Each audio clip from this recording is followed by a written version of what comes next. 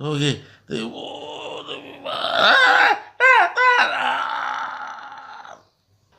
இத்தேசத்து அதிபதியானவனே, எண்ணம் நிறைவேறாது.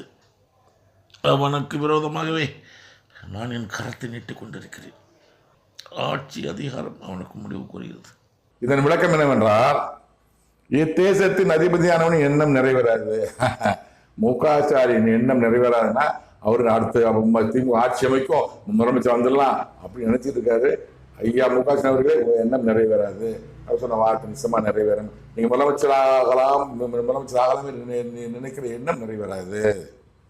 அவனுக்கு விரோதமாகவே நான் என் கத்தை நீட்டிக் கொண்டிருக்கிறேன். உங்களுக்கு விரோதமாகவே என் தேவனாய கத்த கடவுள் காலத்தை நீட்டிக் கொண்டிருக்கிற கட்ட காலம் உங்களுக்கு கட்ட காலம். நீங்க முதலமைச்சர் கிடையாது. ஆட்சி அதிகாரம் அவனுக்கு முடிவுக்கு வருகிறது. ஐயா உங்க ஆட்சி அதிகாரம் முடிவுக்கு வருகிறது.